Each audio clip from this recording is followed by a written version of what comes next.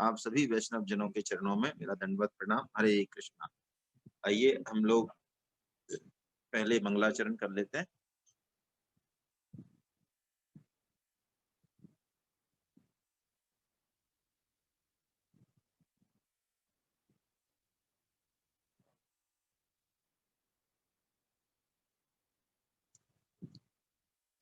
नीलाम्बुज श्यामल कोमलांगम सीता समारोपित वाम भागम पाणौ महासायक चारु चापम नमामि रामं रघुवंशनाथम्। मूकं करोति वाचालं पंगुं लंघयते गिरिं यत्कृपादतमहं वन्दे परमानन्दं माधवम्। व्यासो वेत्ति सुको वेत्ति राजा वेत्ति वेत्ति नवा श्रीधरै सकलं वेत्ति श्री नरसिंह प्रसादता। निरपेक्षं मुनिं शान्तं निर्वैरं समदर्शनम् अनुव्रजाम्यहं नित्यं भूये येत्ययं घ्रिरेणुभिः। न किंचित साधवो धीरा भक्ता हि कान्तिनो मम वाञ्छन्त्यपि मया दत्तं कैवल्यं पुनर्भवम्। वाग्गदगदाद्रवते यस्य चित्तं रुदत्यभीक्ष्णं हसति क्वचिच्च विलज्य उद्गायति नत्यते च मद्भक्ति युक्तो भुवनं पुनाति। नायं जनो मे सुख दुःख हेतुर्न देवतात्मा ग्रह कर्म कालः मनः परं कारणमामनत्ति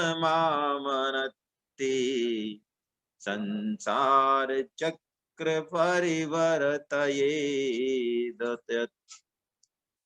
बड़े भाग मानुष तन पावा सुर दुर्लभ सब ग्रंथ ही गावा। साधन धाम मोक्ष कर द्वारा पाई न जेहि परलोक सवारा। एहि तन कर फल विषय न भाई स्वर्ग स्वल्प अंत दुखदाई।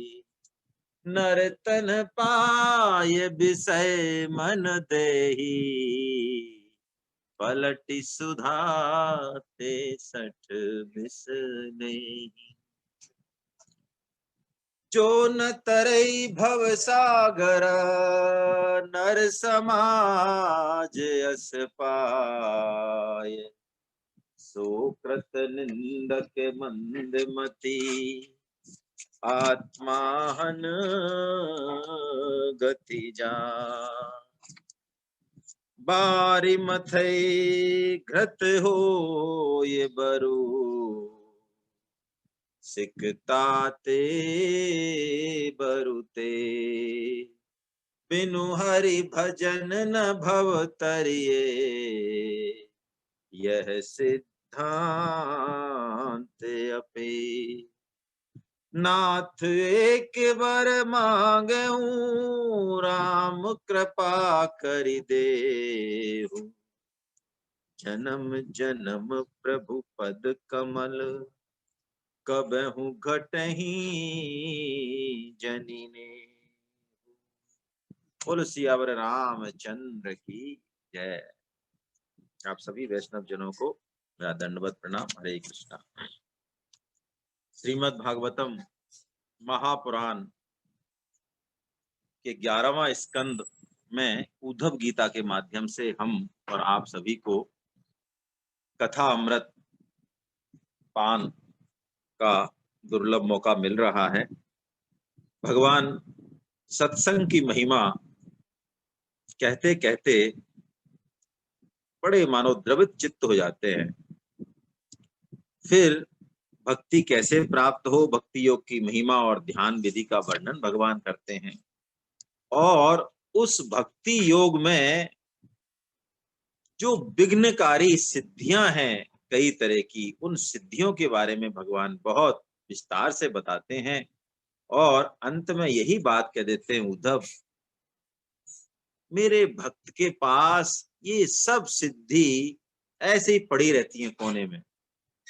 सब सिद्धि, जितनी भी सिद्धि और इससे भी बल्कि ऊंची सिद्धि, लेकिन मेरा भक्त इन सिद्धियों की कोई परवाह नहीं करता, क्योंकि सिद्धियों का स्वामी, सिद्धियों का प्रेरक, सिद्धिदाता सब कुछ हूं तो मैं ही, तो वो तो मूल को पकड़ लेता है। ये बात जो है भगवान कह रहे हैं। और अब सिद्धियों के वर्णन के बाद जब उन्होंने कहा कि मैं सब जगह व्याप्त हूं, समस्त प्राणियों में, अंदर बाहर, हर तरीके से, दृष्टा रूप जीव भी मैं ही बना हुआ हूं, तो उस भगवत तत्व को अनुभव करने के लिए उद्धव जी प्रश्न पूछते हैं कि प्रभु अब आप मुझे अपनी विभूतियों का वर्णन करें।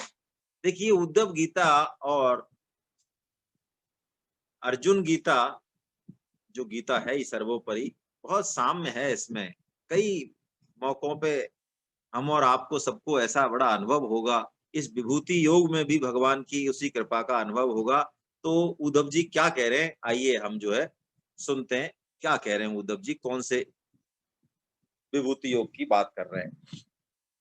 वो कह रहे हैं, प्रभु आपने बिल्कुल ठीक कहा कि आप ही हैं सब कुछ, उत्पत्ति में भी, बीच में भी, प्रलय में भी, सब कुछ आप ही हैं। लेकिन हमारे किसान को तो पता है, बीज भी बाजरे का, पेड़ भी बाजरे का, उसमें बाजरा नहीं है और अंत में भी बाजरा ही निकलेगा। लेकिन हमको नहीं दिखता, जिनकी मन और इंद्रियां वश में नहीं है, उनको बाजरा बीच में नहीं दिखता, वो आपको इस संसार में नहीं देख पाते। तो बड़े बड़े ऋषि महर्षि जिन रूपों में और विभूतियों में आपके तत्व का अनुभव करते हैं, वो सब विभूतियां है ना, आप मुझे कहिए। और प्रभु मैं तो आपके चरण कमलों की वंदना करता हूँ, जो समस्त तीर्थों को भी तीर्थ बनाने वाले हैं। कैसी बढ़िया बात, देखिए बहुत ही प्यारी बात। नमामि ते तीर्थ पदांघ्रि पद्मम। नमामि ते तीर्थ पदांघ्रि पद्मम, मैं आपके उन चरण कमलों को, जिनके कारण ही तीर्थ तीर्थ हैं, ऋषि महर्षि हैं, उनको मैं प्रणाम करता हूँ। तो भगवान श्री कृष्ण बड़े प्रसन्न होते हैं इसको सुन के। क्या रे उद्धव जी, तुम तो बड़े बुद्धिमान हो भाई, बड़े ज्ञानी हो, बृहस्पति के शिष्य हो आके।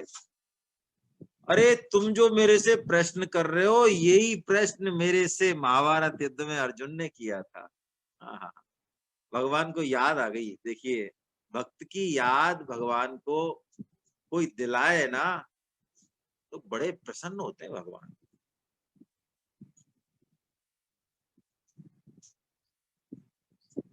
रामानुजाचार्य जी का ही होना चाहिए शायद। रामानुजाचार्य जी को जब भगवान दर्शन नहीं देते हैं, तो वो अपने जो गुरु हैं और दादा गुरु हैं यामुनाचार्य जी महाराज, और जो भी गुरु परंपरा है, वो कहते हैं आपको पता नहीं है मैं कौन हूं, आप क्या समझ रहे हो, मेरे दादा गुरु यामुनाचार्य जी, मैं उनका पोता शिष्य हूं, मेरे गुरुदेव ऐसे हैं। उन्होंने आपको गोद में खिलाया, आपसे उन्होंने जिनकी बातें होती थी, मेरे वो वाले गुरु ऐसे हैं, मेरे वो वाले गुरु ऐसे हैं, ऐसा कह के वो भगवान पे राशन पानी लेके चढ़ गए। आप क्या समझ रहे हो मैं इतनी देर से खड़ा हूं और आप दर्शन नहीं दे रहे? भगवान उनके इस प्रेम पे प्रकट हो जाते। ये गुरु परंपरा जो है ना, ये क्या है? ये यही है। गुरु रिकमेंड करते हैं हमें कि प्रभु इसको भी अपने शरण में लो। अरे कि भाई ये तो थोड़ा सा मामला कच्चा है इसका, तो ये तो गड़बड़ लग रहा है थोड़ा। अरे कि अब जैसा भी है महाराज, अब गड़बड़ है चाहे जैसा भी है, देखो अब इसका हाथ मैंने पकड़ रखा है और मेरा हाथ प्रभु आपने पकड़ रखा है, तो बताइए बदनामी किसकी होगी? आहा, ऐसे संत होते हैं, ऐसे गुरु परंपरा होती है।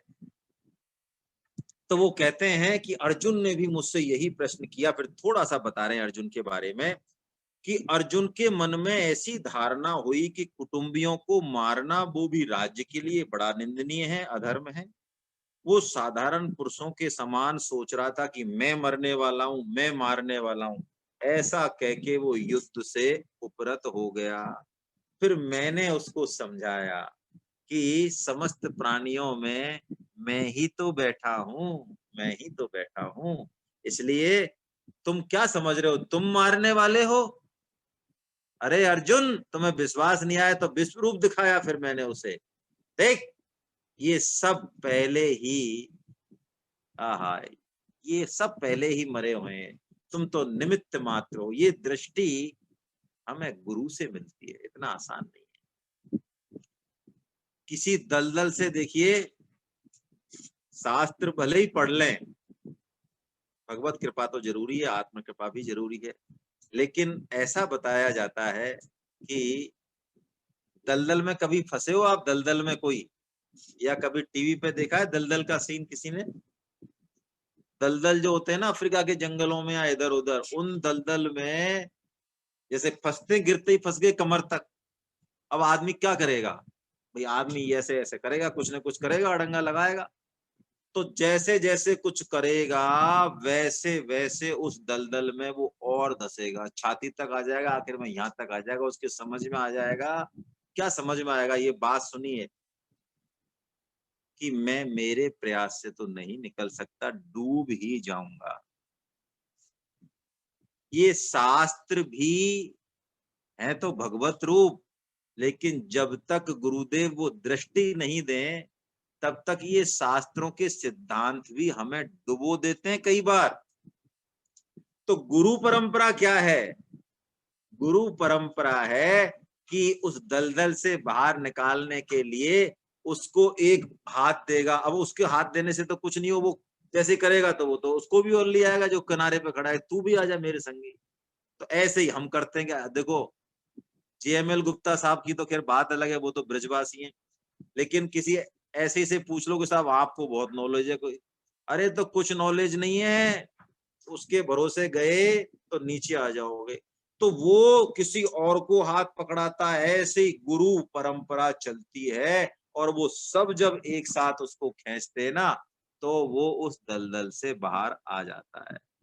तो अर्जुन वो कहते हैं, हे उद्धव, मैंने अर्जुन को यही बात कही थी और मैंने उसको सारी विभूतियां वहां बताई थी। अब भगवान विभूतियां कहना शुरू करते हैं, सुनते हैं भाई। देखिए, भगवान की विभूतियों को सुनना चाहिए, इससे हमारा जो मन का विक्षेप है ना, चंचल मन, वो लग जाता है। आप देखेंगे खुद ही, है ना? इतनी सुंदर सुंदर विभूतियां हैं भगवान की। कुछ कुछ गीता से अलग भी हैं, ज्यादातर तो सेम है, कुछ कुछ अलग हैं, तो उन पे हम थोड़ी थोड़ी चर्चा कर लेंगे, है ना?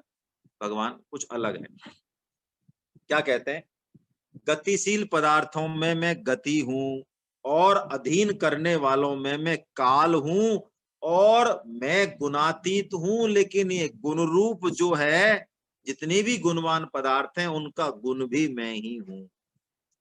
और गुणयुक्त वस्तुओं में जो क्रिया शक्ति है, जिसे भगवान ने यहाँ सूत्रात्मा कहा, देखिए क्रिया शक्ति, वो मैं हूं। लोग, आज एक प्रश्न आया था, प्राय प्रश्न क्या, ये तो होता ही है कि भाई कर्म का फल हम क्यों ना चाहें? ये कौन सी बात है? बिना फल की इच्छा के तो हम कर्म करेंगे ही क्यों? तो शास्त्र का वचन तो ये है कि जो मूढ़ होते हैं ना, मंदमति, बिना प्रयोजनेन, मंदमति जो होते हैं वो बिना प्रयोजन के किसी काम में नहीं लगते, क्योंकि उनकी दृष्टि क्षुद्र होती है। लेकिन जो भगवान के सिस्टम को थोड़ा बहुत समझते हैं, वो तो निष्काम भाव से ही कर्म करते हैं, क्योंकि उनको छोटा मोटा फल नहीं है, उससे परम फल मिलने वाला है। दूरे नहीं वरम कर्मम, है ना, भगवान कहते हैं ना 2.49 में। तो वो भगवान सूत्रात्मा है, यानी सबसे पहले कर्म परंपरा भगवान ही तो चालू करते हैं। यदि चालू ही नहीं करें कर्म परंपरा, तो क्या कोई जीव अपने उस संस्कारों को लेके बैठा रहे? कर्म नहीं कर सकता। फिर वो कह रहे हैं महतत्व, जो जड़ और चेतन का जो शक्ति प्रधान, वो भी मैं ही हूँ, और सूक्ष्म से सूक्ष्म वस्तुओं में जीव भी मैं ही हूँ, और कठिनाई से वश में होने वाला मन भी मैं ही हूँ, है ना। भगवान ने बताया इंद्रियाणाम मनश्चास्मि, बताया ना। ऊपर की तो नहीं बताई, काल बताया और मन बताया, बाकी तो नहीं बताया। गति, गति भगवान ने दूसरे तरीके से कहा है 9.18 में, गतिर भरता प्रभु साक्षी, ऐसे कहा है भगवान ने, है ना। कहा तो सब चीज है, छुपा छुपा के कही है गीता में, कही तो सब है ना, विभूति में नहीं कही, बस इतना सा निवेदन है। फिर वो कह रहे हैं वेदों का अभिव्यक्ति स्थान हिरण्य गर्भ ब्रह्मा जी, वो भी मैं ही हूं। और मंत्रों में जो ओंकार है 3, है ना, पदानि छंद सामहम अक्षराणाम मकारो अस्मि, पदानि छंद सामहम, भगवान कह रहे हैं ओंकार। और ओंकार बनता है ए उ म। ओम जो है ना, ये ए उ और मैं से बनता है। और शरीर के 3 ही पार्ट हैं, तो ये है, एक बीच का है, एक नीचे का है, और 3 पार्टों को लेके 3 योग है ना। ये ज्ञान योग है, ये भक्ति योग है, और ये कर्म योग है। अब बताओ कौन सा योग बढ़िया है? बाकी 2 हटा देते हैं आपसे, भाई जिसका योग अच्छा हो वो बाकी 2 हटा देते हैं। तो अब आपको समझ में आ जाएगा कि क्यों जो है भक्ति महारानी वृंदावन में दुर्लभ हो जाती है अपने दोनों पुत्रों के कारण, ज्ञान और वैराग्य। समझ में आया ना। बहुत पुराने साधक भी इस चीज को डिस्कस करते हैं, भाई क्या है ये, भक्ति है अब तो फिर भक्ति है, फिर तो ज्ञान और वैराग्य नहीं है यदि भक्ति महारानी के पास, तो वो दुर्बल हो जाती हैं, प्रौढ़ा हो जाती हैं, यौवन नहीं रहता उनका। यानी कि भक्ति भी तभी होगी जब ज्ञान और वैराग्य पुष्ट होगा, है ना। तो अ उ म, और इसको देखिए उच्चारण के लिए ऐसा बताया है, हालांकि मैं इसमें नहीं हूं, मेरा दखल नहीं है, लेकिन इसको आप कर सकते हो। अभी जैसे फेफड़े का मामला चल रहा है ना, कोरोना का चल रहा है, मुझे याद आ गया, मैं एक बार आपको बीच में हम याद कर लेते हैं। परम श्रद्धेय त्रिपाठी साहब, योगेश त्रिपाठी साहब, उनकी जो पत्नी है धर्म पत्नी, आज वो देहरादून में उन्होंने शरीर छोड़ दिया। त्रिपाठी साहब से ने हमें गीता पढ़ाई है, और हम सभी प्रार्थना करें कि उनकी धर्म पत्नी को भगवान जो है उत्तम गति प्रदान करें। हरे कृष्णा। तो इसका जो उच्चारण है, कहते हैं यदि जिस पार्ट में 3 पार्ट में से जिस पार्ट में शरीर में आपके कुछ गड़बड़ चल रही है, उस पर आप ज्यादा जोर दें, बहुत ही अच्छे रिजल्ट मिलने वाले हैं। ओम जो उच्चारण है ना, जैसे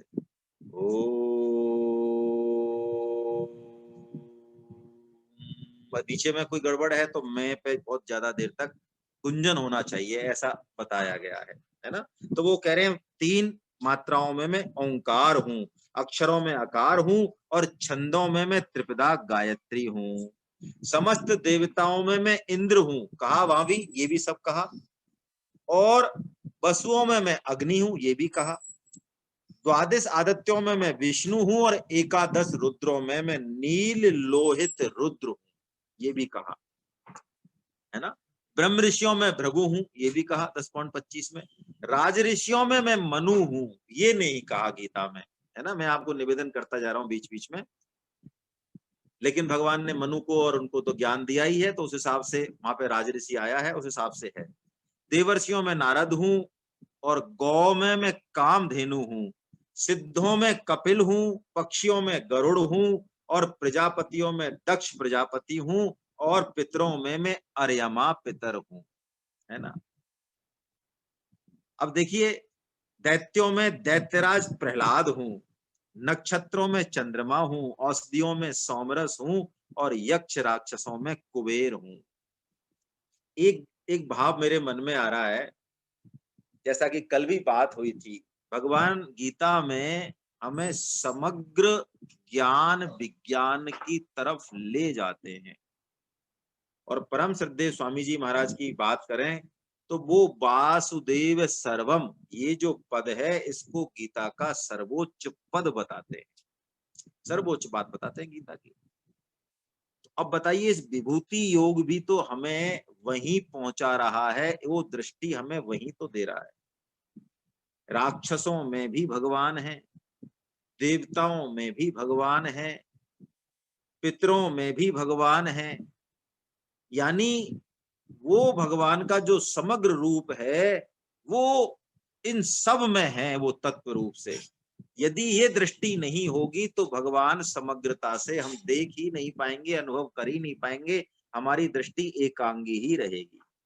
आगे भगवान बता रहे हैं, गजराजों में मैं ऐरावत हूं, और जल के निवासियों में मैं उनका देवता, यानी जल के जो देवता हैं वरुण, चमकने वालों में मैं सूर्य हूं, और मनुष्यों में राजा हूं। ये भी भगवान ने गीता में कहा। सभी घोड़ों में उच्च श्रवा हूं, और धातुओं में सोना हूं। ये नहीं कहा भाई। हाँ, ये इसलिए नहीं कहा होगा कि ऐसा कहने पर शायद सोने के प्रति हमारी जो ललक पहले से ही बहुत ज्यादा है, बहुत ज्यादा बढ़ जाए, है ना। दंडधारियों में मैं यम हूं। वैसे देखिए, अब इसमें एक संशय पैदा होता है थोड़ा सा। यहाँ भगवान ने क्या कहा कि धातुओं में सोना हूं, और भागवतम में जब कलयुग ने परीक्षित जी से 4 स्थान मांगे तो उसने कहा, महाराज थोड़ा सा मेरा कुनबा बड़ा है, अब आप तो आपकी तरह को निष्काम तो है नहीं, हमारे तो सब नाती पोता और सबके पूरी फौज पलटन है हमारे। हाँ, अहंकार दम्भ क्रोध बोध सब है हमारे, तो हमें जरा एक जगह और दो, आप नहीं पड़ेगी पार 4 में हमारी। तो कहते हैं स्वर्ण में 5वीं जगह उनको दी गई है ना। तो कली काल में भगवान की विभूति हो सकती है, लेकिन ये कली का भी वो है, रूप है।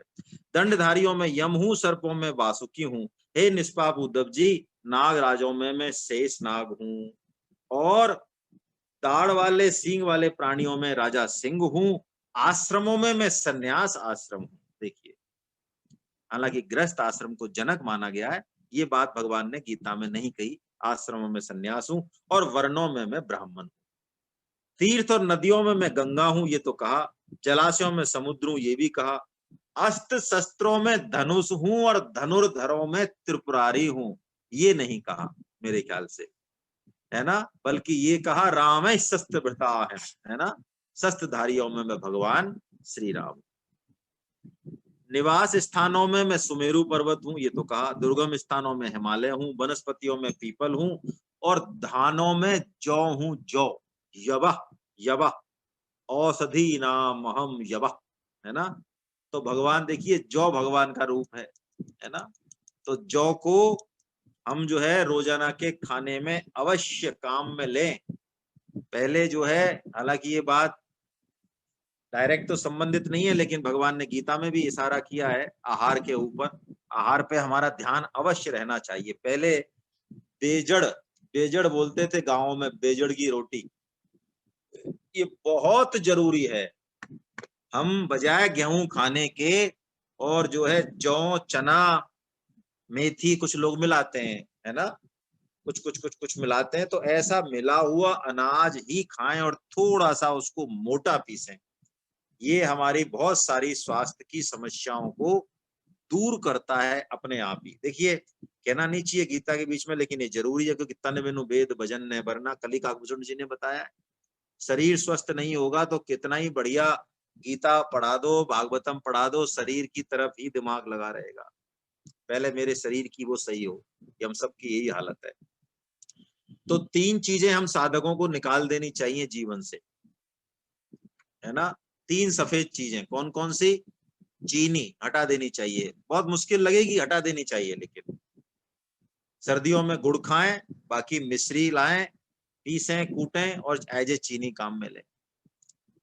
नमक हटा दीजिए बिल्कुल, जो भी ये आ रहे है ना, क्रिस्टल क्लियर फलाना ठिकाना जो भी है, सब बेकार है ये बिल्कुल। सादा नमक लें, सेंधा सेंधा नमक जो आता है। और सफेद तीसरी चीज मैदा, बहुत रेयरली यूज करें, बहुत रेयरली हटाई दें। इन 3 चीजों को भी यदि हम जीवन में लाते हैं तो बहुत सारे रोगों में फायदा होगा, आज नहीं तो साल भर बाद होगा, है ना। और ज्यादा जानकारी चाहिए तो राजीव दीक्षित सर को आप जरूर सुना करें। स्वास्थ्य के एंगल से सबसे ऑथेंटिक यदि हैं तो राजीव दीक्षित साहब हैं। आप इंटरनेट पे सर्च करेंगे राजीव दीक्षित के नाम से, आपको एक से एक बढ़िया जानकारी मिलेगी। जरूर सुनना चाहिए और काम में लेना चाहिए। बहुत ही जबरदस्त उनका भाव मैं बता देता हूँ, क्योंकि वो संत ही हैं, हर फील्ड के संत हैं। IITN थे वैसे भी, और उनका मर्डर किया गया क्योंकि उन्होंने जो मिशन चलाया स्वाभिमान भारत, वो इतना जबरदस्त मिशन था। वो ये कहते हैं कि कोई जिसका इलाज बीमारी का आज 10,000 रुपए में हो रहा हो, मैं तुमको उसकी 10 रुपए की दवा बताता हूँ। फिर कहते हैं नहीं 10 रुपए भी ज्यादा, मैं तुमको 1 रुपए की बताता हूँ। फिर कहते हैं नहीं 1 रुपए भी ज्यादा, ऐसा करो ये 20 पैसे की दवा से तुम्हारा काम हो जाएगा। और आप सुनेंगे तो आपको लगेगा कि हाँ कितनी बढ़िया बात है। चलिए, तो जौ हूं, पुरोहितों में मैं वशिष्ठ हूँ, वेद वेदताओं में बृहस्पति हूँ, सेनापतियों में कार्तिक हूँ, और सन्मार्ग प्रवर्तकों में भगवान ब्रह्मा हूँ, और पंच महायज्ञों में मैं ब्रह्म यज्ञ यानी स्वाध्याय यज्ञ। तो मेरा आपसे निवेदन है कि श्रीमद् भागवतम की कई लोग पूछते भी हैं जिनके पास किताब नहीं है, वो किताब अवश्य ले ले, इस ग्रंथ को घर में धारण अवश्य कराएं।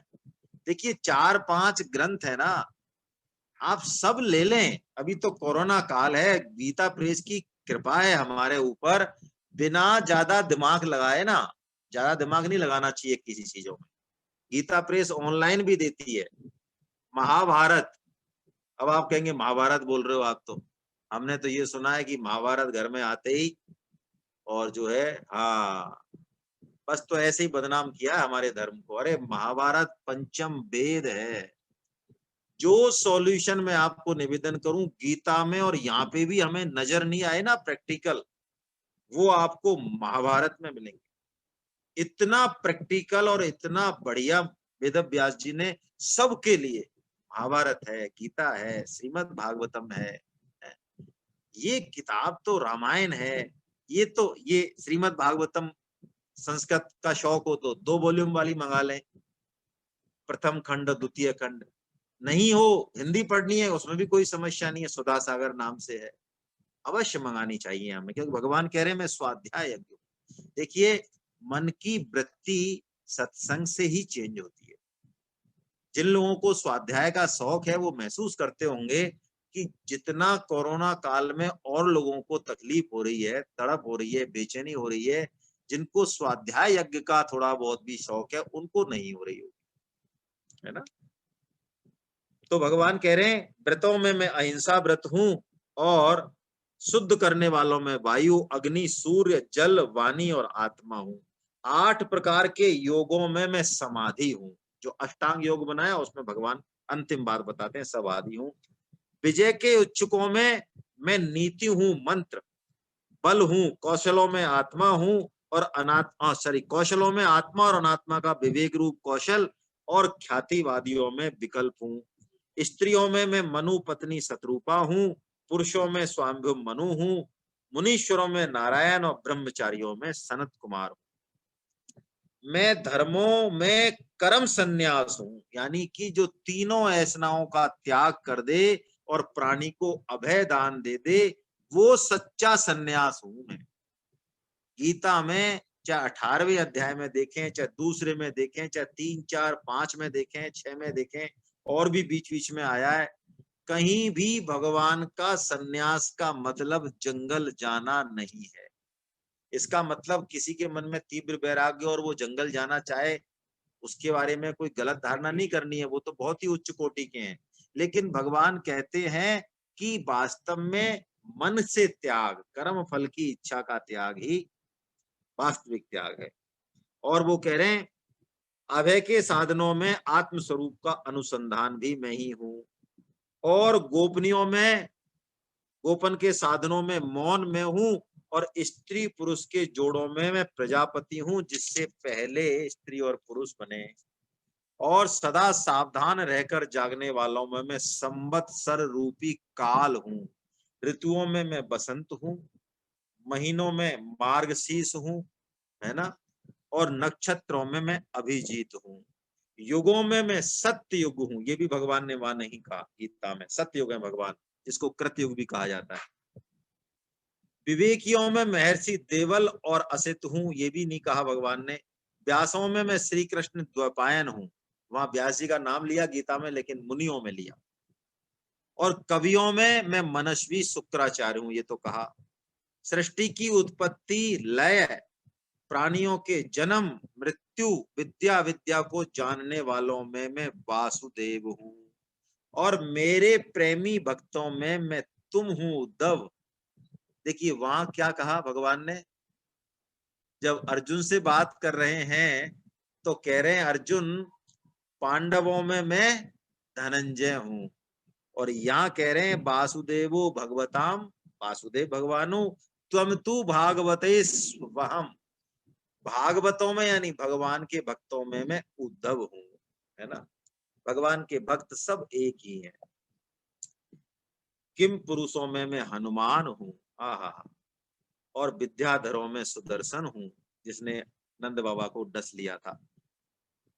रत्नों में भगवान कह रहे मैं लाल रंग का पद्म राग हूं।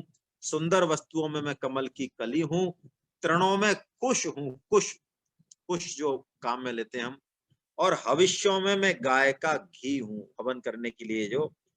व्यापारियों में रहने वाली लक्ष्मी मैं हूं। छल कपट करने वालों में दूध क्रीड़ा वो भी मैं हूं। तितिक्षुओं की तितिक्षा भी मैं हूं। और सात्विक पुरुषों में रहने वाला सत्व गुण भी मैं हूं।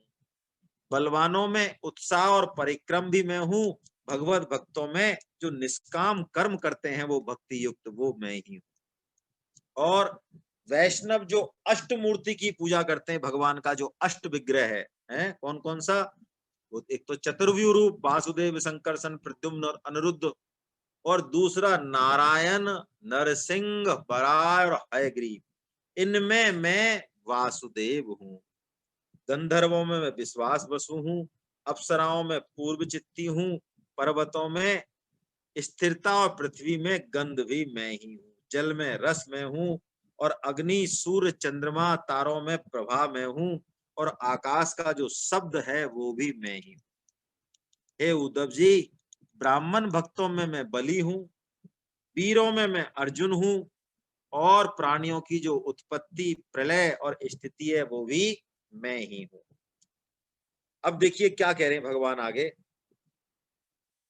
पैरों में चलने की शक्ति, पानी में बोलने की शक्ति, वायु में मल त्याग की शक्ति, हाथों में पकड़ने की शक्ति, और जननेन्द्रिय में आनंद उपभोग की शक्ति भी मैं ही हूँ।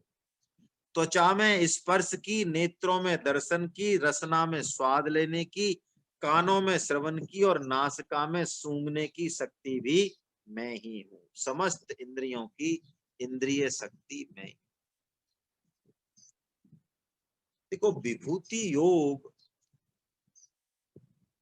हमें हर क्रिया में, हर मन स्थिति में, हर परिस्थिति में भगवत स्मृति, भगवत तत्व का ध्यान कैसे रखा जाए, इसकी चाबी देता है। अच्छा, आपको मान लो भारद्वाज साहब दिख रहे हैं मुझे, भारद्वाज साहब को पेड़े बहुत पसंद है, पेड़े मथुरा के। अब भाई ब्राह्मणों को होते हैं, है ना। तो अब भारद्वाज साहब से, अब इन्होंने इनको 1 किलो पेड़े लाए गए तो ये तो पूरे ही खा गए भारद्वाज साहब कि ठीक है बाद में कोई दिक्कत नहीं है, शाम का तो खराब हो जाएंगे। तो अब इनसे ये पूछा जाए,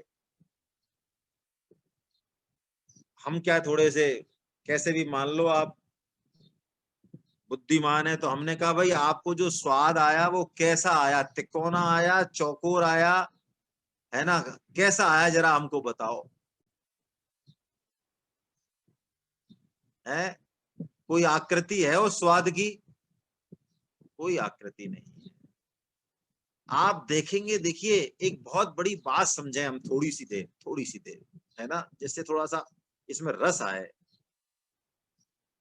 ये संसार जो है ना, ये दो युग्म है, इसमें द्वंद है इसमें। आप इसको इस दृष्टि से देखें थोड़ा सा, क्या द्वंद है? देखिए, जड़ और चेतन का द्वंद है। संसार रहेगा तभी।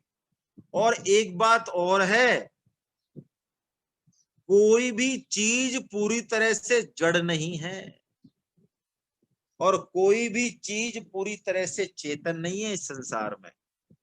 मैं अपनी बात रिपीट कर रहा हूं, आपको यदि थोड़ा सा लगे ऐसा कि ऐसा कैसे कह रहे हैं, आपको क्या लगता है पत्थर पूरी तरह से जड़ है? वैज्ञानिकों को पहले लगता था कि पेड़, पशु, पक्षी, ये सॉरी जितनी भी वनस्पतियां हैं ये जड़ हैं, जड़। लेकिन हमारे भारत के जगदीश चंद्र बसु, उन्होंने इस बात को प्रमाणित किया। रॉयल सोसाइटी ऑफ साइंटिस्ट कोई ब्रिटेन में बहुत बड़ी संस्था है, मुझे पूरा याद तो नहीं आ रहा है, लेकिन अचानक याद आ गया इसलिए मैं बोल रहा हूं उनका उदाहरण। उनका विश्वास, उनकी दृढ़ता कैसी रही होगी कि उन्होंने ये बात वहां प्रूव की कि जान है इनमें, प्राण है, ये चेतन है, ये पशु पक्षी, ये सूंघते हैं, ये महसूस करते हैं, ये सब काम करते हैं जो हम चेतन करते हैं। तो जब उनको खड़ा किया गया डाइस पे, जब उनका नंबर आया, तो चूंकि भारतीय कोई और इस तरह की खोज कर दे, तो जितने भी विदेशी वैज्ञानिक थे उन्होंने षड्यंत्र रचा। और कहते हैं वो एक पौधा था, उसके लिए उन्होंने जहर मंगाया और उस जहर का और पौधे का जब संयोग कराया तो उन्होंने कहा कि भाई 1 से 2 मिनट के अंदर ये कुमला जाएगा और मर भी सकता है। तो कहते हैं 1 मिनट, 2 मिनट हो गई, 3 मिनट हो गई, उसके बाद जो ठहाके लगने लगे हॉल में, एक तरह से महान बदतमीजी और अपमान होने लगा जगदीश चंद्र बसु जी का। ठहाके लगे कि देखो ये इंडियंस, देखो ये बुद्धि इनमें है नहीं, और कहने लगे कि पेड़ जो है ये चेतन है। जगदीश चंद्र बसु जी को कहते हैं इतना कॉन्फिडेंस था अपने प्रयोग पर कि जो जहर की पुड़िया थी, जिसमें से थोड़ा सा जहर काम में लिया उन्होंने, वो उस जहर की पुड़िया को एक साथ खा गए। कोई 100 से ज्यादा वैज्ञानिक रहते। जैसे ही उस पुड़िया को खाया, पिन ड्रॉप साइलेंस हो गया वहां पे। दंग रह गए वैज्ञानिक बड़े बड़े। उन्होंने कहा यदि ये पौधा नहीं मर सकता तो मैं चैलेंज के साथ कह सकता हूं कि ये जहर नहीं है, मैं नहीं मरूंगा इससे। कहते हैं असली जहर लाया गया और फिर ये माना पूरी दुनिया ने कि पेड़ पौधों में भी जान होती है। तो द्वंद जड़ और चेतन का महसूस कीजिए इसको।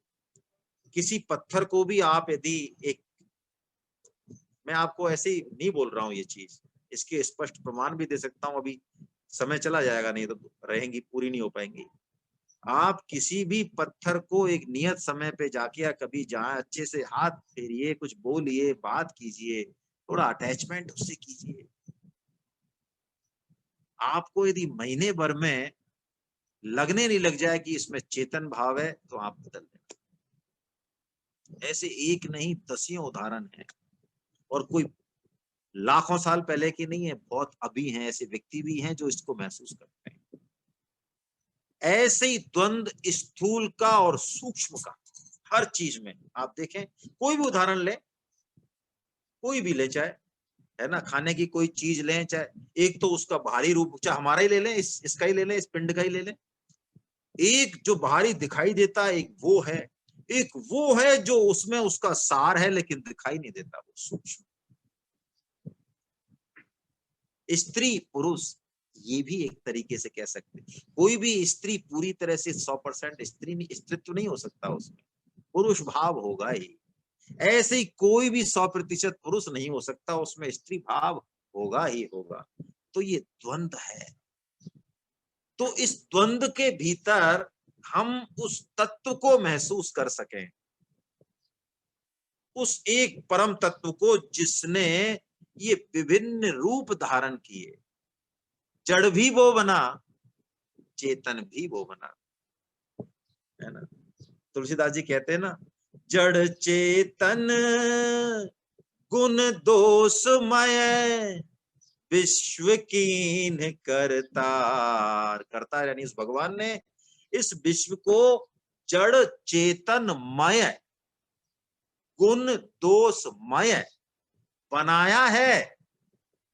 अब आप कहो कि नहीं नहीं हम तो सब कुछ सही कर देंगे, दोष कोई हो ही नहीं। अरे ताना और बाना नहीं होगा तो वस्त्र बुना कैसे जाएगा? ये सृष्टि होगी कैसे? सृष्टि का मतलब ही द्वंद है। तो जड़ और चेतन दो तत्व रहेंगे, गुण और दोष दो तत्व रहेंगे। मय का मतलब है कोई मिक्सचर नहीं है, मय का मतलब बहुत, ये मयट जो धातु है ना, इसका कोई विशेष भाव है। हर जड़ में चेतन है ही, हर चेतन में भी जड़ता है ही। एक परम पिता परमेश्वर ही इससे अलग है। तो इस भाव से हम इन सब विभूतियों को देखें और इन विभूतियों के पीछे जो भगवान दिग्दर्शन कराएंगे लास्ट में, गीता में जो कराया और यहाँ भी कराएंगे, उस बात का स्मरण करें। ये विभूतियां हैं ही इसलिए, है ही इसलिए कि हमें हर पल, हर क्षण, हर स्थिति में, हर परिस्थिति में भगवान की स्मृति, भगवान का एहसास होने लगे। व्यवहार तो यथायोग होता रहेगा, दुनिया को सुधारने का ठेका नहीं है। अरे खुद का ठेका है, वो तो ठेका पूरा हो नहीं रहा। ठेका तो एक ही मिला है बस, कि खुद का सुधार करना है, तो वो ठेका तो पूरा होता नहीं। वो ठेका पूरा हो जाए तो पता चले कि दुनिया को सुधारने की जरूरत ही नहीं है। दुनिया अपने आप सुधरती है, हमारे आचरण, हमारे अंदर तत्व है तो अपने आप सुधरती है। तो यही बात भगवान कह रहे हैं, सूंघने की शक्ति में हूँ, रसना में स्वाद में हूँ, त्वचा में स्पर्श, सब सब सबका वर्णन कर रहे हैं। अंत में कह रहे हैं इंद्रियों की इंद्रिय शक्ति में हूँ। अरे उद्धव, पृथ्वी, वायु, आकाश, जल, तेज, अहंकार, महतत्व, पंच महाभूत, जीव, अव्यक्त प्रकृति, सत्य, रज, तम, और इनसे भी ये 24-25 तत्व बताए, इनसे भी परे रहने वाला जो ब्रह्म तत्व है, वो सब मैं ही हूँ। हाँ हाँ हाँ। सिया राम में सब जग जानी, करऊं प्रणाम जोर जुग पानी। देखिए तुलसीदास जी महाराज की चौपाई इतना बड़ा बैकग्राउंड बने, भगवान भगवत गीता में और भागवत में बनाए तो ये समझ में आए। ऐसे ही जो तुलसीदास जी की वो चौपाई आप छाटना जो लगे, अरे यहाँ तो बाबा है ना, कुछ कहा ही नहीं इन्होंने, कोई ऐसे दम लग नहीं रहा चौपाई।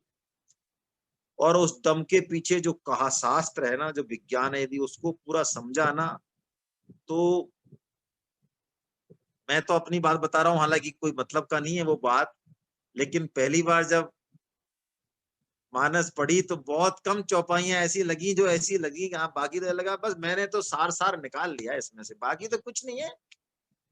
लेकिन जब भगवत गीता में आए, श्रीमद् भागवतम को थोड़ा बहुत स्वाध्याय किया, तो तुलसीदास जी की जिन चौपाइयों को ऐसे ही समझाता, उसमें क्या छुपा हुआ है। आ हा हा हा। तो ये विभूति योग हमें उस तरफ ही ले जा रहा है। कह रहे हैं भगवान, इन तत्वों की गणना करने वाला, लक्षणों के द्वारा जो ज्ञान होता है, वो तत्व ज्ञान रूपी फल भी मैं ही हूँ। अरे उद्धव और क्या कहूं, मैं ही ईश्वर हूँ, मैं ही जीव हूँ, मैं ही गुण हूँ और मैं ही गुणी हूँ। हाँ,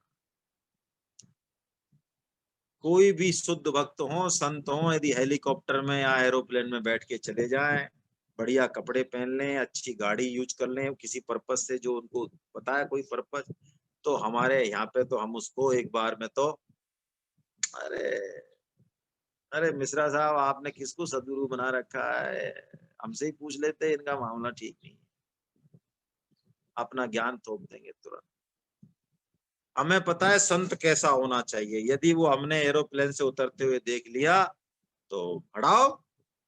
हाँ हाँ, एरोप्लेन में जिनको देखने को नहीं मिला बैठने की, वो तो सब संत हैं ही परम, है ना।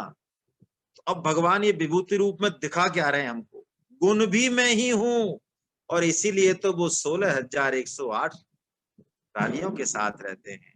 अरे ऐसे ऐसे ऐश्वर्य और भोगों के साथ रहते हैं, फिर भी वो परम पिता परमात्मा है, क्योंकि वो अनासक्त ही रहते हैं।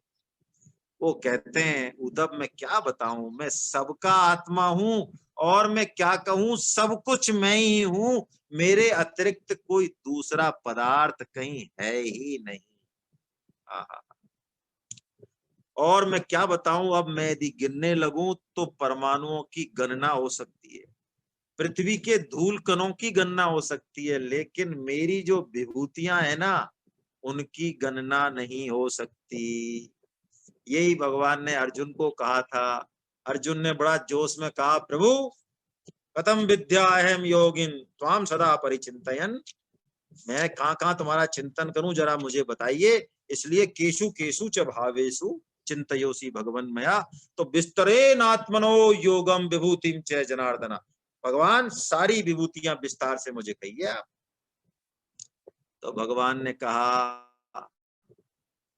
अंत ते कथयिष्यामि दिव्या ही आत्म विभूतया। हाँ मैं कहूंगा, कहूंगा, जितनी विभूतियां हैं दिव्य में कहूंगा। प्राधान्यतः कुरु श्रेष्ठ, बिल्कुल संक्षेप में कहूंगा, और प्रधान प्रधान कहूंगा, जैसे मोस्ट इंपॉर्टेंट नहीं बता देते हैं गुरुदेव कई बार हमारे जैसों को, जो साल भर नहीं पढ़ते हैं, कि चल तेरे को ऐसा है, मृदुला जी आदरणीय मैडम दिख रही है, आ जाए मान लो कोई शिष्य एग्जाम से पहले, अरे बचाओ मैं, ये ठीक है, ये 10 प्रश्न हटा, इसमें से आ जाएगा तेरा पेपर, है ना।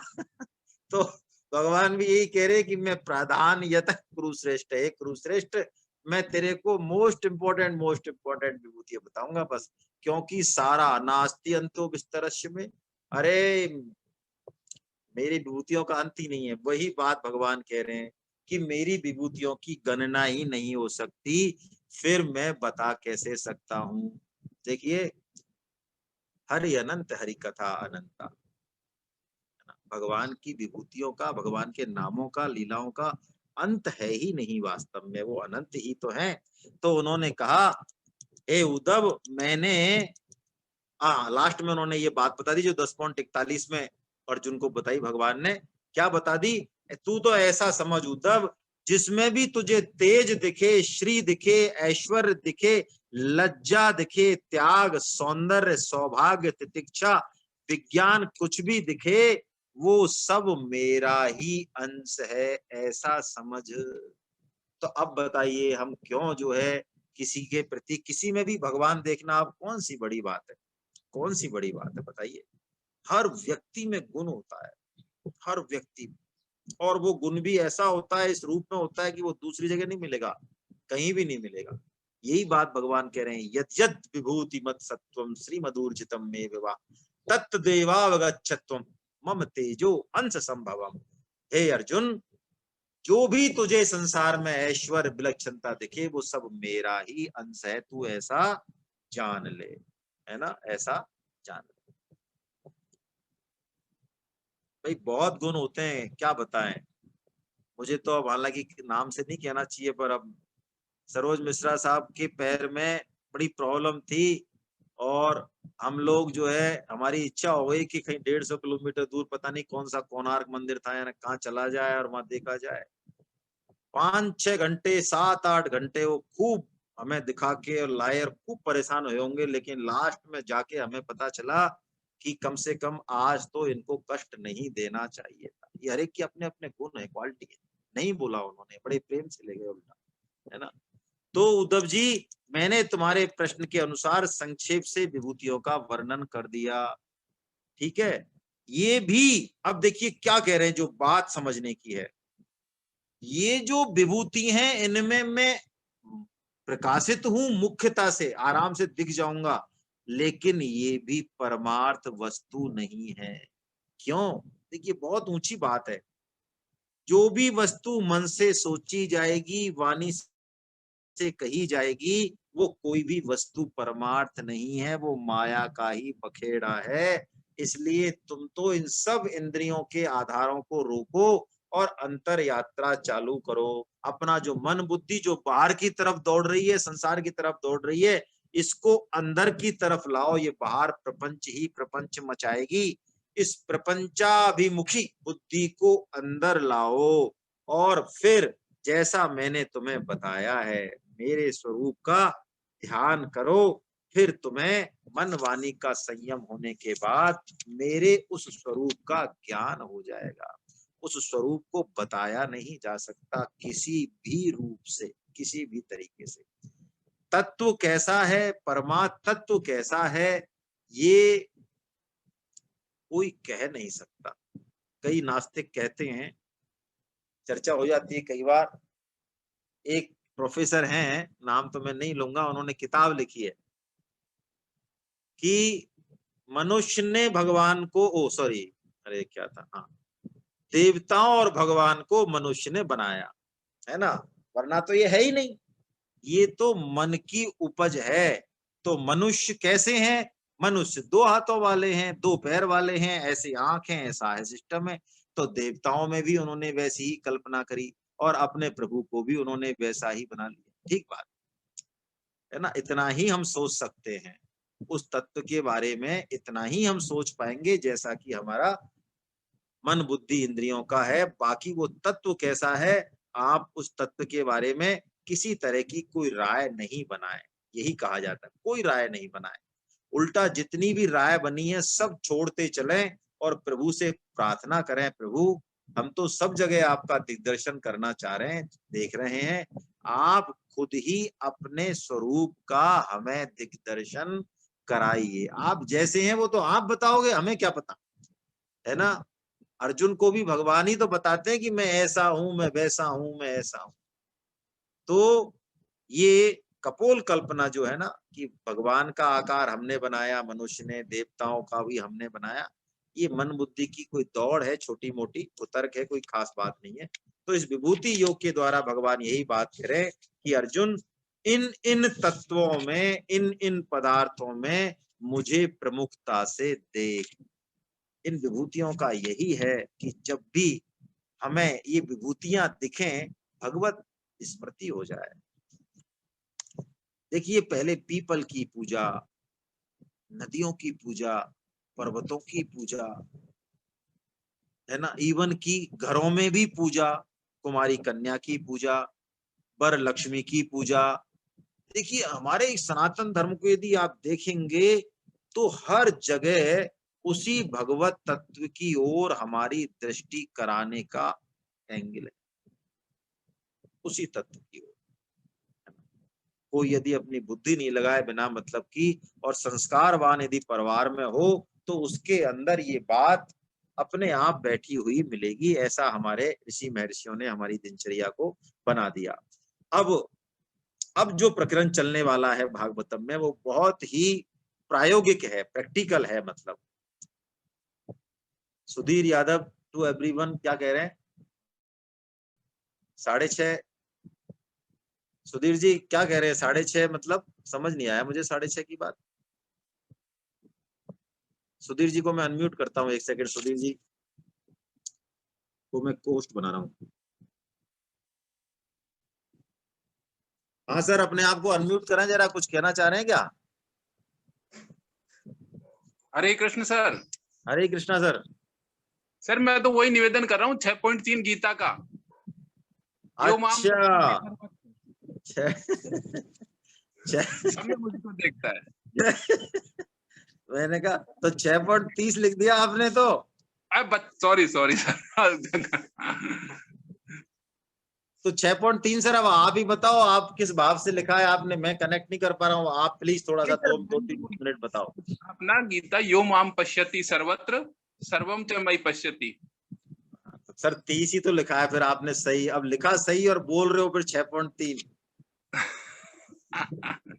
हो सकता है सर गलती हो। हाँ, 30 तो कनेक्ट हो रहा है सर। प्रभु बोलो, थोड़ा सा बोलो। सर आप ही निवेदन करो सर। अरे नहीं नहीं, प्लीज सर आप ही निवेदन। सुधीर जी बोलो, प्लीज बोलो यार। सर भगवान यही कहते हैं गीता में, जो सब में मुझको देखता है वही सही देखता है। तो हाँ, विभूति योग का भी वही तात्पर्य हो गया। भगवान यही बता रहे हैं कि सब में मुझको देखो आप। तो वो बस थोड़ा ये सा अंतिम गति है ध्यान योग का। जो फल है अंतिम, वो भगवान ने 6.29 और 6.30 में बताया। 29 में जो निर्गुण निराकार से जा रहे हैं उनको बता दिया, 32 में जो सगुण साकार से जा रहे हैं उनके ये फल है। ध्यान योग से यदि ये नहीं घटा ना तो ध्यान योग फिर कहीं और ही चल रहा है। और फिर उसका जो व्यवहार बताया भगवान ने, जब ये घटेगा तो 6.32 में बताया, आत्म उपमेन सर्वत्रम समम योपस्थिति अर्जुना। अर्जुन वो सब में अपने आत्मा जैसा व्यवहार करेगा, उसके लिए पराया कोई रहेगा ही नहीं। तभी तो हमारी जीभ को दांत कितना ही काट लें, आप में से कोई सा भी ऐसा साधक नहीं होगा जो हथौड़ा उठा के और 2-4 दांतों को तो तोड़ ही दे, कि ये मानने वाले नहीं है, ये पिछले 1 महीने में 3 बार मेरी जीभ को छलनी कर चुके हैं, इन दांतों को तो मैं आज विदा करके ही दम लूंगा। ऐसी गलती कोई नहीं करता, क्योंकि दांत भी अपने हैं और जीभ भी अपनी, जीभ भी अपनी है। बर्बरीक जी कहते हैं कि मैंने तो महाभारत युद्ध में जो मारने वाले थे और मरने वाले थे, दोनों ही जगह भगवान श्री कृष्ण को देखा है। तो कल से बड़ा अच्छा प्रकरण भगवान चला रहे हैं, बड़ा प्रायोगिक। मैं ये निवेदन कर रहा था, वर्णाश्रम धर्म, ब्रह्मचर्य। देखिए भागवतम में बहुत लेंथ में है, ब्रह्मचर्य आश्रम में क्या क्या होना चाहिए, गृहस्थ में क्या क्या होना चाहिए, वानप्रस्थ कब से कब है, उसमें क्या है, सन्यास में क्या है। एक से एक भगवान जो है बहुत ही बढ़िया ज्ञान योग, कर्म योग, भक्ति योग के बारे में भी दोबारा से संक्षिप्त में बताएंगे ही, है ना। बहुत अब आगे के जो प्रकरण है वो काफी प्रैक्टिकल चलेंगे, काफी प्रैक्टिकल। भक्ति योग तो भगवान ने बता दिया, सत्संग बता दिया। अब हम करें क्या अपने दैनिक दिनचर्या में, जिससे कि हमारे जीवन में भक्ति बढ़े, ये भगवान अब प्रैक्टिकल रूप से कल से जो है चर्चा करेंगे, है ना। हरे कृष्ण हरे कृष्ण हरे कृष्ण। मृदुला जी कुछ कहना चाह रही हैं, उनको हंसी आ रही है किसी बात पे, मैं अनम्यूट कर रहा हूँ मृदुला जी को।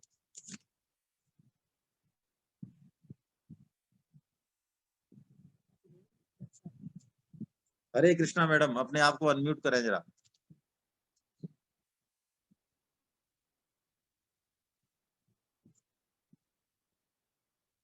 अरे मैंने मृदुला जी को कर दिया, अच्छा वो मृदुला जी के नाम से भी है कोई, sorry sorry sorry sorry sorry. चलिए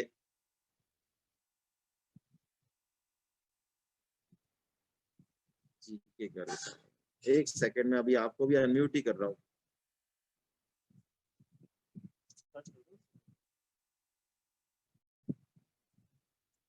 ठीक है, अब आपको बना दिया है मैंने। आप मृदुला जी कुछ एक बार आदरणीय मृदुला जी से निवेदन है, एक बार अपने को अनम्यूट करें, फिर मैं बाकी लोगों को अनम्यूट करता हूँ।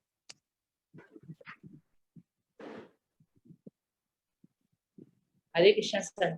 हरे कृष्णा हरे कृष्णा। सर हम तो आनंद ले रहे थे रामचरितमानस, भागवतम और गीता के समन्वय का, और अच्छा उसी पे कुछ हम आपस में चर्चा कर रहे थे तो हंस रहे अच्छा थे। अच्छा, नहीं मेरे को ऐसा लगा कोई बात है तो आप हमें मतलब बड़ा अजनय नहीं, चलिए फिर तो। और सर सुधीर जी ठीक है, वो 3 और 30 में डिफरेंस आ रहा था, वो 6.30 ही कह रहे थे, और वो शायद 3 और 30 हम लोग को ही गलत सुनाई दे रहा था। इट वाज ऑल हाँ नहीं, 6.30। उन्होंने 6.30 बिल्कुल ठीक कहा, लेकिन जब उन्होंने हाँ बोला तो ये कहा कि मेरे से कि 6.3 का एक्सप्लेन कर दीजिए। हाँ, तो 6.3 बोला था, तो 30 नहीं हो सकता, हिंदी नहीं हो हाँ, सकती फिर तो तो। 6.3 को तीन से मेरा दिमाग काम किया नहीं, तो मैंने कहा वो आप ही करो फिर। लेकिन सर मैं द्वंद में थोड़ा अटकी हूँ वैसे। द्वंद अच्छा अक्सर 2 चीजों में जो है, तो वो जैसे चेतन और जड़ की जो आप बात कह रहे हैं, वो तो लग रही है कि एक अलग सी है, कि चेतन में भी जड़ है और जड़ में भी चेतन है। पर और जगह जहाँ पे द्वंद की बात आती है, कि राग द्वेष है, और जितने भी सारे एग्जाम्पल हैं, सुख दुख है, फिर ओवरलैपिंग क्या हर जगह ही हमको नजर आता है। मतलब ये वाली चीज जानने की चेष्टा हो रही थी। अभी तक तो द्वंद को हम अलग चीजों में हम भेद नहीं कर पा रहे, इस तरीके की बात है। मन अटकता है इधर भी और इधर भी, विवेक में हमारे जो है, जब हम उसमें कोशिश वो करते अलग है, हैं तो। ना ना ना ना ना। हाँ यही तो मैंने कहा, आज मेरे को 2 चीजों में कंफ्यूजन हुआ थोड़ा। द्वंद का मतलब है, ये युग में जो है ना, सृष्टि का मतलब सृष्टि द्वंदात्मक है। जब अच्छा इस राग और तरीके। द्वेष ही नहीं रहेंगे तो फिर सृष्टि नहीं रहेगी। जड़ और चेतन यदि अलग अलग हो गए तो सृष्टि नहीं रहेगी। वास्तव में जड़ जड़ भी नहीं है, चेतन चेतन भी नहीं है। माया जो है ना, देखो जड़ को आप स्थूल कह सकते हो, चेतन को सूक्ष्म कह सकते हो, वही चर्चा हुई। तो माया इस द्वंद्व को क्रिएट करती है। क्यों क्रिएट करती है? तत्व तो एक ही है, मूल में तो तत्व एक ही है, हमको वो दो रूप में भास रहा है, सृष्टि रूप में भास रहा है, यही द्वंद्व है। और द्वंद्व इसलिए सबसे लास्ट में जाता है, सबसे लास्ट में जाता है द्वंद्व, है ना। चलिए मैं अब भारद्वाज सर को और राजीव अग्रवाल साहब को पहले मैं अनम्यूट कर रहा हूँ, जरा अपने आप को अनम्यूट करें सर। राजीव अग्रवाल साहब। हरे कृष्णा सर। हरे कृष्णा सर। सर आपने कल के क्लास में ये थोड़ा सा इस पे प्रकाश डाला था कि महाभारत की नींव कहाँ से हुई थी, महाभारत युद्ध की नींव बताया था। जो एक वो भवन बनाया था किसी शिल्पकार ने जिसमें जल थल दिखता था और थल दिखता था। एक थोड़ी वहाँ पे था कि मतलब जो चलते थे तो जहाँ पे उनको थल था वहां उसको जल समझ के धोती उठा के चलते थे, और जहाँ पे जल होता था वहां उसको जल समझ के वो थल फिर वो होता थल था। और आज आपने जो कृष्ण जी के इतनी जगह विराजमान है भगवान की जो एक प्रकरण बताया कि द्यूत क्रीड़ा में भी मैं हूँ और छल कपट करने वालों में भी मैं हूँ। तो इसका मतलब जो शिल्प और उन्हीं जी के अंदर जो छल कपट पीड़ा द्वीप में है वो भी थे। तो ये चीज इससे परिलक्षित होती है कि भगवान हर जगह थे, जो उन्होंने कहा मारने वाला भी मैं हूँ मरने वाला। तो क्या मेरी सोच जो मैं गहराई तक जा रहा हूँ सही है? मतलब कृष्ण जी मैं सर आपकी क्या आवाज बहुत ज्यादा गूंज रही है, तो मैं पूरी बात समझ नहीं पाया हूँ, फिर भी मैं अपने हिसाब से छोटा मोटा एक्सप्लेन करता हूँ, है ना। उसके बाद मैं भारद्वाज साहब को कहूंगा वो अपने आप को अनम्यूट करें। देखिए, जो जैसा है वैसा यदि हम समझ लें तो फिर द्वंद्व रहेगा नहीं। जब तक द्वंद्व है तब तक विधि निषेध है, ठीक है। अब मैं कहूं दूध क्रीड़ा में भी भगवान है, और जननेन्द्रिय का जो सुख भोग है, आनंद उपभोग है, वो भी भगवान है। तो बस फिर क्या है? फिर क्या है? भगवान श्री कृष्ण अब मेरे जीवन में ऐसी उल्टी बुद्धि महान पतन करने वाली है। दूत क्रीड़ा खेलते हुए भी धर्मराज युधिष्ठिर ही रहते हैं। हम तो उन पे आक्षेप लगाएंगे, हमारी बुद्धि अलग है, लेकिन धर्मराज युधिष्ठिर भगवान की लीला का एक पात्र है। वो दूत क्रीड़ा खेल के भी भगवान की प्रसन्नता का ही काम कर रहे हैं, और हमें ये शिक्षण दे रहे हैं कि दूत क्रीड़ा नहीं करनी चाहिए। वो भगवान का ही रूप है, लेकिन कौन सा? भगवान का तो रूप सभी है। हलाहल विष भी भगवान का रूप है। भगवान ने अभी कहा ना, मल त्याग की शक्ति भी मैं हूं। तो भगवान के अलावा तो कुछ पदार्थ है ही नहीं। लेकिन जब तक वासुदेव सर्वम की जो बात है, ये तो बहुत अंतिम अवस्था है। हम पहले विधि निषेधों पे पालना चालू करें, इनको पढ़ें समझें, है ना। बाकी विधि निषेध पे चलते रहें। विधि निषेध से चलने के बाद धीरे धीरे ये बातें हृदय में उतरेंगी, है ना। जब तक काम दृष्टि रहती है तब तक हम अपने मन से अपनी बात लेंगे। बाकी मैं समझ नहीं पाया आपने क्या प्रश्न पूछा और मुझे क्या जवाब देना चाहिए, है ना। मैं भारद्वाज सर को कहूंगा जरा अपने आप को अनम्यूट करें। हरे कृष्ण सर। हरे कृष्णा सर। सर आपने फरमाया कि भगवान ने कहा है कि मैं आश्रम में संन्यास आश्रम हूँ। हाँ। ये थोड़ा मेरे को थोड़ा विस्तार से बताएं सर, इसका मतलब क्या है? देखो, ऐसा है, मनुष्य जन्म का जो लक्ष्य है ना, वो भगवत प्राप्ति है, जो कि संन्यास आश्रम में ही पूरा होता है। और आज भी इसलिए किसी सन्यासी को हम देखते हैं, किसी दंडी को देखते हैं, त्रिदंडी को देखते हैं, तो हम सब जो है उठ के खड़े होते हैं, बड़ा आदर सम्मान देते हैं। क्यों? वो अपने लिए जीते ही नहीं है। ये तो गीता आई, गीता ने ये उद्घोष किया कि गृहस्थ में रहते हुए भी, संसार में रहते हुए भी वही गति संभव है जो कि संन्यास मार्ग में संभव होती है। इससे पहले ये बात कोई सोच भी नहीं सकता था। इसलिए संन्यास आश्रम सर्वश्रेष्ठ है। वहां पे एक ही उद्देश्य है, लेकिन संन्यास से पहले वानप्रस्थ है। हम चर्चा करेंगे कल। संन्यास हर किसी को नहीं अलाउ होता है लेना। क्या संन्यास लेंगे हम वानप्रस्थ के? तो पहले देख ले नियम कि हम वानप्रस्थी भी हैं क्या। वानप्रस्थ में जो कसेगा ना अपने आप को, और आप इसको कैसे भी समझें, मैं आपको बताऊं, वर्णाश्रम हिसाब के हिसाब से हर आदमी सन्यास भी नहीं ले सकता। ब्राह्मण को सन्यास अलाउ है, क्षत्रिय को कुछ और अलाउ है, वैश्य को कुछ और अलाउ है। अब इस पे अपनी बुद्धि ये नहीं लगाए कि भेदभाव है, ना, भेदभाव नहीं है, बिल्कुल नहीं है ना, बिल्कुल भेदभाव नहीं है। कल ही इस पे हम चर्चा करेंगे और डिटेल में चर्चा करेंगे। कल जब वानप्रस्थ और उसका लेंगे ना, आश्रम का, सन्यास का, तब और चर्चा करेंगे। हरे कृष्ण। बिल्कुल ठीक है। गोविंद जय जय गोपाल जय जय, गोविंद जय जय गोपाल जय राधा रमन हरि गोविंद जय जय।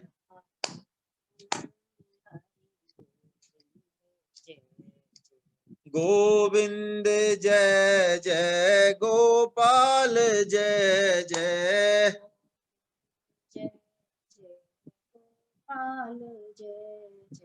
राधा रमन हरि गोविंद जय जय।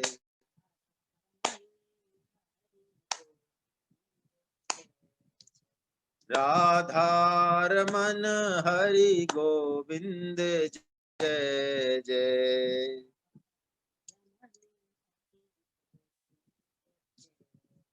नाम संकीर्तनम यस्य सर्व पाप प्रणाशनम, प्रणामो दुःख शमनस्तं नमामि हरिं परम। बोलो वृंदावन बिहारी लाल की जय, बोलो बांके बिहारी लाल की जय, बोलो राधा गोविंदे सरकार। अर्जुन के सखा भगवान श्री कृष्ण की, मीरा के गिरधर नागर की, सूर के घनश्याम की, वृषभानु सुता राधा रानी की, मर्यादा पुरुषोत्तम भगवान श्री राम की, जानकी माता की, गौ माता की, धरती माता की, साधक संजीवनी की, श्रीमद् भागवत महापुराण की, चक्र चूड़ामणि श्री श्री सुखदेव जी महाराज की, सब संतों की, सब भक्तों की, अनंत कोटि वैष्णव वृंद की, आज के आनंद की जय। हरि बोल हरि बोल। आप सभी वैष्णव जनों के चरणों में मेरा दंडवत प्रणाम। कल हम मिलते हैं। जय जगन्नाथ जय जगन्नाथ जय जगन्नाथ जय जगन्नाथ।